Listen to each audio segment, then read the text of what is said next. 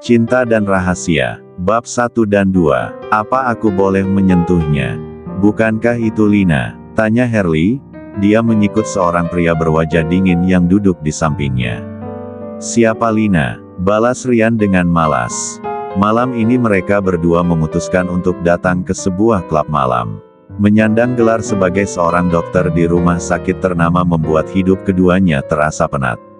Apalagi Rian yang menjabat pula sebagai direktur utama di rumah sakit Medistra. Membuat hidupnya makin pelik. Tapi pria bernama Rian Carter itu tak punya pilihan lain. Sebagai salah satu keturunan keluarga Carter, dia memang memiliki tanggung jawab yang besar. Salah satunya memimpin rumah sakit milik keluarganya tersebut. Akhir-akhir ini cukup banyak pula operasi yang Rian tangani. Kini sungguh butuh hiburan yang tak biasa untuk mengembalikan gairah hidupnya. Dan meski merasa malas, namun Rian mengikuti arah pandang sang sahabat, melihat ke arah yang ditatap oleh Herli pula. Lina, masa kamu tidak ingat? Bukankah dia anak pasien yang kamu tangani? Ibu Wilda, terang Herli dengan gamblang. Mereka bekerja di divisi yang sama, jadi cukup memahami pasien satu sama lain. Mendengar penjelasan Herli, Rian pun menajamkan penglihatannya. Melihat seorang wanita cantik dan seksi yang sedang bergelayut manja di lengan seorang pria. Parasnya memang nampak seperti Lina, namun malam ini wanita itu terlihat sangat berbeda. Di kalangan rumah sakit, Lina dikenal sebagai anak yang polos dan pekerja keras. Seorang diri membiayai pengobatan sang ibu yang mengidap penyakit kanker. Ibu Lina harus mendapatkan perawatan intensif di rumah sakit, biayanya jadi membengkak. Pihak rumah sakit sudah mengusulkan untuk dirujuk ke rumah sakit umum, namun Lina menolak dan bersikukuh bahwa dia bisa membiayai pengobatan sang ibu. Dan ternyata dengan cara seperti ini Lina mencari uang, menjajakan tubuhnya untuk pria hidung belang. Rian terus menatap ke arah Lina dengan lekat. Melihat wanita itu seperti menemukan jawaban dari masalahnya sendiri. Ayo kita pulang, ajak Rian. Dia bahkan langsung meneguk minuman beralkohol di tangannya dan segera bangkit. Herli hanya mengangguk. Mereka memang telah cukup lama berada di sini, hingga saat ini waktu menunjukkan jam 12 malam. Malam pun bergulir. Jam 7 pagi tepat Rian sudah tiba di rumah sakit Medistra. Tiap langkah yang diambil oleh Rian, dia terus mendapatkan sapaan hormat dari orang-orang. Para perawat, jajaran dokter dan bahkan pekerja di rumah sakit tersebut. Rian sangat dihormati. Satu-satunya pembicaraan umum yang selalu dibicarakan oleh semua orang adalah tentang pernikahannya yang batal. Hingga di usia matangnya kini Rian belum juga berkeluarga. Langkah Rian yang lebar kemudian terhenti di sebuah ruang rawat kelas paling bawah, bukan ruang kerjanya di rumah sakit ini. Dia berhenti di ruangan Ibu Wilda dirawat. Rian mengetuk pintu tersebut dan tak butuh lama langsung terbuka. Dibuka oleh seorang wanita yang nampak begitu lugu. Ialah Lina. Dokter Rian, silahkan masuk dok, sapa Lina. Dia mundur dan memberi ruang sebanyak-banyaknya untuk sang dokter masuk. Dokter Rian yang selama ini menangani sang ibu. Rumah sakit ini adalah rumah sakit terbaik, karena itulah Lina bertahan meski dia harus banting tulang.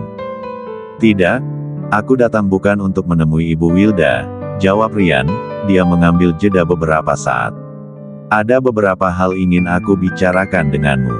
Jadi apa bisa kita bicara di ruanganku? Timpal Rian kemudian. Mendengar itu kedua mata Lina sontak mendelik, seketika takut luar biasa jika kondisi sang ibu mengalami penurunan. Sudah pasti dokter Rian ingin membicarakan keadaan ibunya. Baik dok, mari, balas Lina dengan cepat, hatinya sudah diselimuti dengan rasa cemas. Sebelum benar-benar meninggalkan ruangan tersebut, Lina menyempatkan diri menatap sang ibu yang terbaring lemah di atas ranjangnya.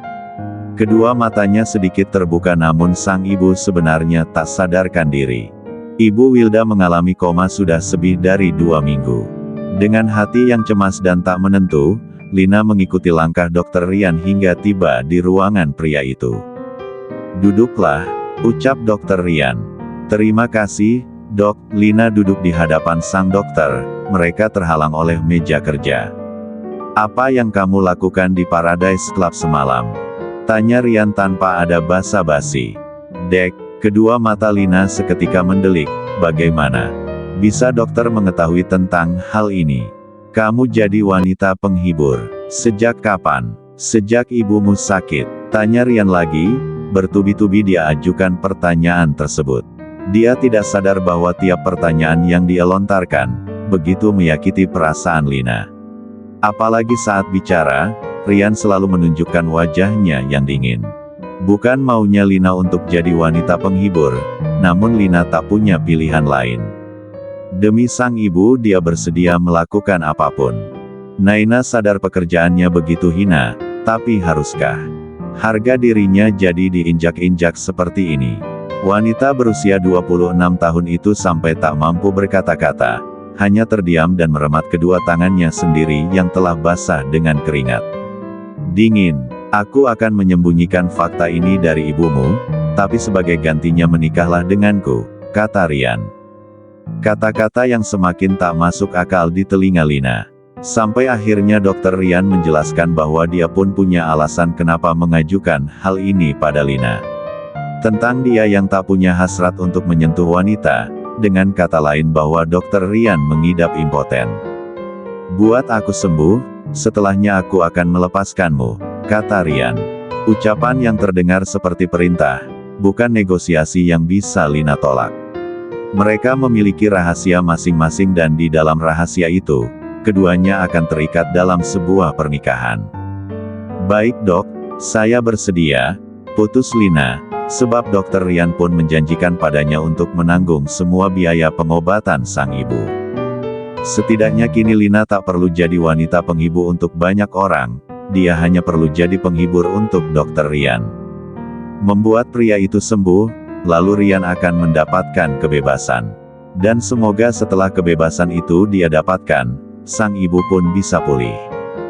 "Hari ini juga aku akan mengatur pernikahan kita," putus Ryan. Lina hanya mampu mengangguk, sedikit merasa takut sebab dia tak begitu mengenal Dr. Ryan.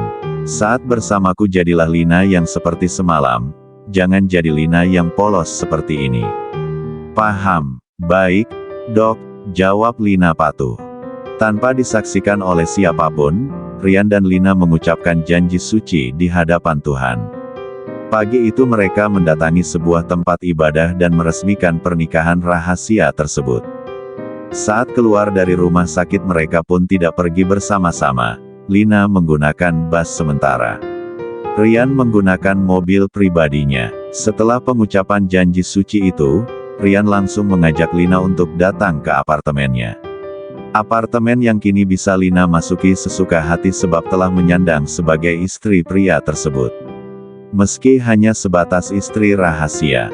Seperti mimpi, mendadak Lina jadi istri direktur utama di rumah sakit tempat ibunya dirawat. Jika sampai pernikahan rahasia ini bocor bisa dipastikan akan banyak huru-hara yang tercipta, sebab status sosial mereka sangat jauh berbeda. Namun Lina tak ingin berpikir sejauh itu, karena baginya saat ini dia sedang bekerja, menyembuhkan sang dokter dari penyakit aneh yang belum pernah dia temui. Dan hanya dengan cara seperti ini, statusnya yang sebagai wanita penghibur bisa tetap disembunyikan, ibunya pun akan mendapatkan perhatian lebih dari pihak rumah sakit. "Apa saat di klub kamu menggunakan nama Lina?" tanya Ryan. Mereka baru saja memasuki apartemen mewah tersebut. Dia bertanya sebab menemukan perbedaan yang sangat jelas di antara Lina yang saat ini, dengan Lina yang dia lihat di klub. Seolah wanita tersebut memiliki dua jati diri. "Bukan dok, saat di klub aku memakai nama Laura," jawab Lina dan membuat Ryan terkekeh. Wajahnya yang dingin dan datar seketika berubah dalam sekejap, jadi sangat tampan dengan senyum yang begitu menawan. Lina sampai terpesona dibuatnya. "Baiklah, itu artinya sekarang kamu adalah Laura." "Baik dok," jawab Lina, mulai memasang mode jadi jalang. Bahkan tanpa segan dia mendekat hingga nyaris menempel di tubuh sang dokter. "Harusnya kita beli lingerie dulu tadi," bisik Lina, dia benar-benar berubah 180 derajat. Tak ada lagi Lina yang nampak polos dan lugu, kini Lina seolah benar-benar berubah jadi Laura di Paradise Club. Sampai Nicholas benar-benar tercengang. Gadis yang selama ini hanya dia lihat dari kegigihannya memperjuangkan sang ibu, ternyata memiliki sisi penghibur pula. Tunggu, balas Rian, malah mendadak dia yang canggung sendiri. Sebab selama ini Rian memang cukup risih ketika berdekatan dengan wanita. Sampai entah bagaimana jadinya dia jadi tak memiliki gairah. Senjatanya seperti tak bernyawa. Dokter mau apa? Tanya Lina, suaranya dibuat manja. Tapi malah membuat Rian jadi geli sendiri. Namun dia suka yang seperti ini, dia memang ingin Lina selalu menggodanya. Kupikir ini terlalu awal untuk bermain ke inti, kata Rian. Benarkah? Padahal aku sudah tidak sabar, balas Lina. Dia kembali mendekat dan bahkan langsung menyentuh dada sang dokter. Sungguh, sebenarnya saat ini yang ingin meledak bukan jantung Rian, melainkan jantung Lina. Tangannya bahkan cukup gemetar saat bersandar di dada bidang tersebut. 1. Menjadi berani untuk seseorang yang sangat terhormat ternyata tidak mudah, namun dia harus profesional.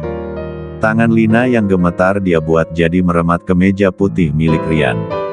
Sementara tangannya yang lain merayap ke belakang memeluk pinggang sang dokter. Dokter benar-benar tidak berpengaruh, ini masih terasa kecil, kata Lina, karena sangat menempel dia sampai bisa merasakan apa yang ada di bawah sana. Namun memang benar, Pak Rian senjatanya. Memang benar, tugasmulah membuatnya hidup. Apa aku boleh menyentuhnya? Sentuhlah.